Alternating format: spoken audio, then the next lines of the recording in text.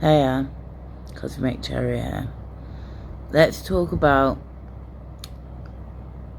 I'm not even going to go there and say, let's talk about this or let's talk about that, because that's such a generalisation that I probably won't even get. Rising signs, right, they're what really represent our physical body, like how we are, how we look, how our features are, how our faces are. And then say Venus or Jupiter is in the first house, and that's going to amplify that or make you more rounded or make you have a bigger butt. Or if Mars is in there, you're going to be very fit and healthy because that's your physical body and it's in your first house of your body. So let's say you've got your rising in Aries, this area. Think of Rihanna, like picture Rihanna in your head now, and she has got a beautiful face, although it's like on the larger side here. My forehead looks big then, I don't have a big forehead. Like she's got that big forehead. Shakira supposedly is.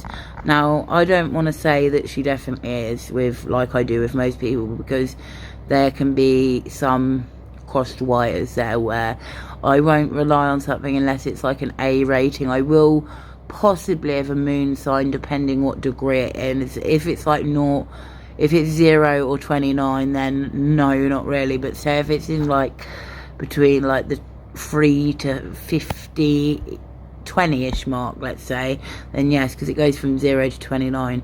And if it's there, but if it's Mars and like Venus, then yeah, they're going to be right if they've got the day of the birth. But the rising, no, that can change from now. And I've done it before, but I don't know if I've done it on this channel, where Pisces rising is the rarest rising sign you can have.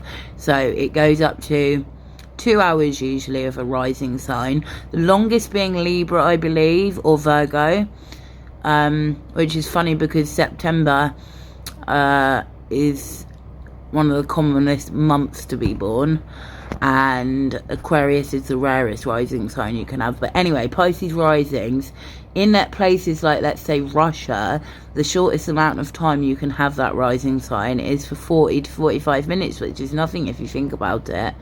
Now, Pisces risings have very delicate features. Now, this is someone I definitely believe is a Pisces rising, and that's Billie Eilish. She's got those very delicate, gentle, like English rose sort of features, I would call it. But I know she's not English. Anyway, she's got that dainty face where it's like the features aren't too big. Like you see my face, I've got Leo rising face, I've got a big nose, cheeks, whatever. Her eyes are really delicate. Her skin's even really delicate. Nose, really delicate. It's got that dreamy Neptunian look to them.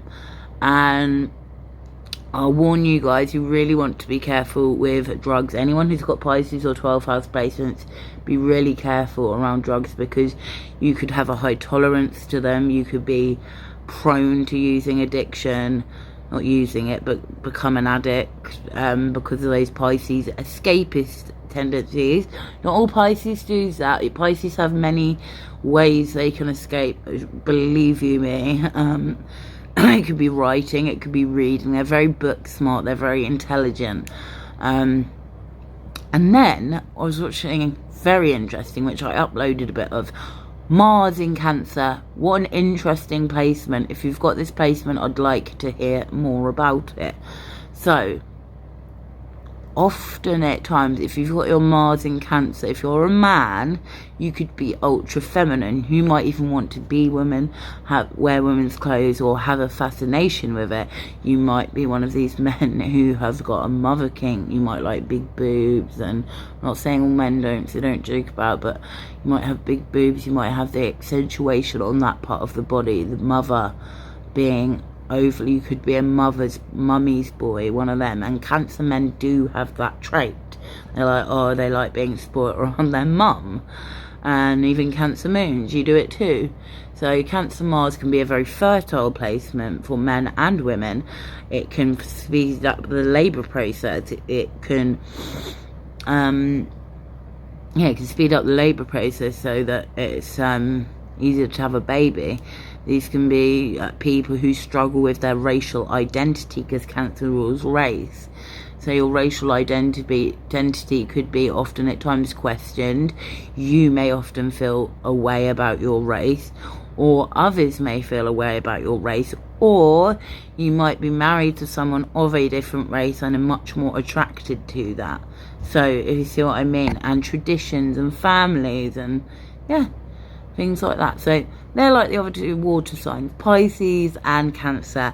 And then we come to the odd water sign, Scorpio, which Scorpios, I don't know why, but you give me that vibe of the less of that water sign. You're much more less emotional, but if I know a Scorpio, I know that deeply you're a very emotional person. You're very guarded. You're very you won't just let your guard down to anybody, and we all know that. But deep down you can have a softy side to you that you really want to express and you need to express. You may have had problems with a Scorpio sun, moon, rising, Venus, Mars, with sexuality, with you losing your virginity, with STIs, anything like that. You could have had those problems and gone through those problems throughout your life.